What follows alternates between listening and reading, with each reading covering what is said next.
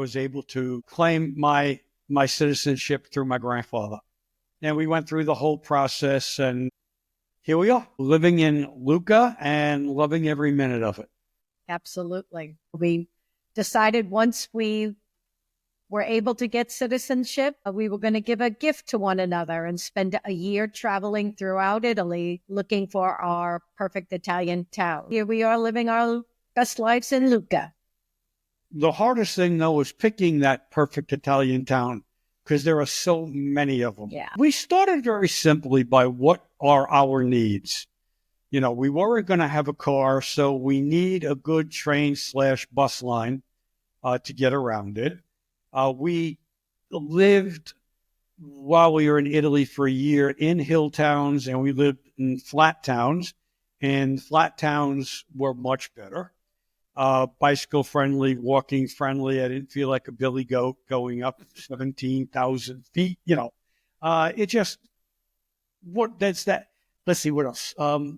We had to have a grocery store walkable distance, or at least on a bicycle. And if possible, a little English spoken, because we're still learning Italian 4 years into this adventure. And so, you know, we didn't want to feel isolated by not having some English spoken. So that was our basic criteria. And Lucca fit all the bills for us.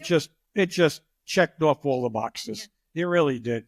We're asked several questions over and over by readers, by blog subscribers. And one of the questions is always, what's happening in Rome, or what's happening in Lucca in May, in October? And so it's the festivals and traditions that I said to Gary, what happens if we take that knowledge that we have and put it into a guidebook? It was information that people kept asking for that made us decide to change hats and write a guidebook completely out of our wheelhouse. Still describing the towns a little bit, but, you know, more about the holidays and what's celebrated. The food you can expect in the wine. Typical foods and wines, yes. How to get there, which we thought was important. And so it was just one of those things. We took a shot and said, let's share this knowledge. And it's been so well received. We have some different towns that people may not have heard of, you know. So obviously Lucca's in the book, and the chapter's a little longer than we probably would have liked. And Florence, and, you know, the main things, you know, Bagni di Lucca. You know, a lot of people don't know of that. And Certaldo was a charming medieval town. The lower part of the town is modernized. The upper part of Certaldo is the old city, and it's beautiful. So there's towns like Grosseto. I mean, a lot of people don't realize that, you know, those are incredible towns. So what else, Gary? San Miniato. I mean, you know, it's a town that we've come to love because one of our favorite wineries is there. And so we go every year to see Becconcini Winery, and they're in San Miniato. And so that's a favorite of ours. I mean, Vinci was a gorgeous little hilltop town. Gosh, we need to go back. There's so many we need to go back to, but it's this kind of, what do I want to say? Our love for these towns that we thought we'd share and create some insight. It's just one of those things that we're always sharing information, obviously. I mean, well, you know, what I think is really neat about it is, you know, we all know of the big cities and things like that, but you don't experience the real Italy when you're in those big cities. You know, you're in Naples, you know, Bari a little bit, but when you go to these towns, so now you guys drove all around, but a lot of people, especially, you know, me, I'm not into driving anymore. Are these, a lot of these places easy to get to by train? Yes, absolutely. Absolutely. And we do. We will rent a car when we need it, you know, on occasion. And it does make things easier for some of these out of the way towns. But a lot of places, and we mention it in the section on navigating your way, is you take the train and then, there is a bus or there is a taxi, or it's kind of walkable to the main city. But if you do your research ahead of time, I always tell everybody, spontaneity is nice, but spontaneity, see, I didn't even have vino yet. But, it's good to be prepared. You have 31 cities in the book. If you were going to recommend, let's say 5 to people to go to, what would you pick? Okay, Luca. I don't want to put you on the spot, but I will. No.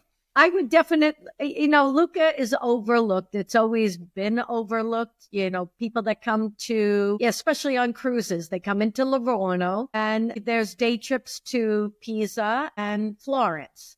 And, sometimes there's an extra stop for Luca. Now, I don't want everybody coming to Luca because, as it is, we have a lot of turistas, but it's charming. I can't say enough about this town.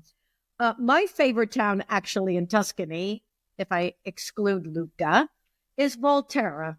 And it's still one of my favorites. I think Vinci, like Gary said, was a surprise. I was surprised how charming it was. And no, Leonardo was not born there. He was born just outside. But I think Panzano, I'm gonna take up all my okay. Panzano is, of course, where Dario, the butcher, the famous macelleria. Dario Cecchini. Sì. Okay. What else is what would be? I love Montepulciano. Okay, I do too. It's just something about that town. It's a hill town, so it's a little tough to get around, especially if you're older and, knee and hip problems. But there's something about that town that I love.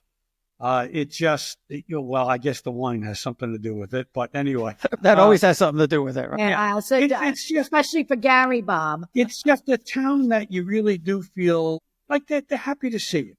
Okay? My other thing would be Isola de Elba. And we have a special connection there because our bar here in Lucca, our Cheers, so to speak, Vinarchia, they have a sister bar now in Isola de Elba. Porta Azzurro. Verano. It's just, we went there to support them with friends for their opening a couple of years ago. And it's gorgeous there. It's an island that different than Capri, different than, it's a Tuscan island. And I think a lot of people should visit it. It's easy to get to on a ferry and yeah, and the bus system that takes you from the ports to the other side of the island, there's transportation, so that's no problem. Let's see, Chitaldo was a favorite, a nice place to go to. I also love Cortona. Who doesn't? Forget about the fact that it's the book Under the Tuscan Sun, which the movie I've seen probably 50 times now. It's one of my favorites. I still have not found the home Dramasole, but I'm going to go back and search. I swear, I'm going to get there. So what's the weather going to be like in May? What do I need to pack? May, you check the book. Check the book. May starts. You start getting into your low 80s. Yeah, it's nice. Even by you. Yeah. Oh yeah, it's nice. There's not much of a temperature differential from Sicily up to the Alps. Really? Believe it or not, there's not that much of a difference.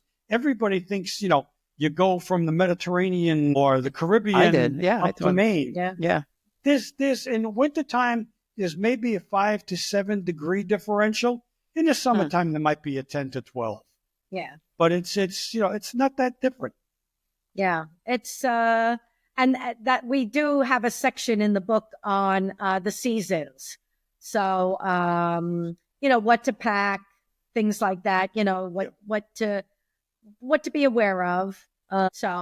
Train travel, there's a section in there. I find so many people are afraid to travel by train. And oh my gosh, it's the best way to travel in it. Yeah, I agree. And other than, certain little things of like validating a ticket if you're on a local line, we decided to put a chapter in here just because that's another topic that we always seem to get questions on.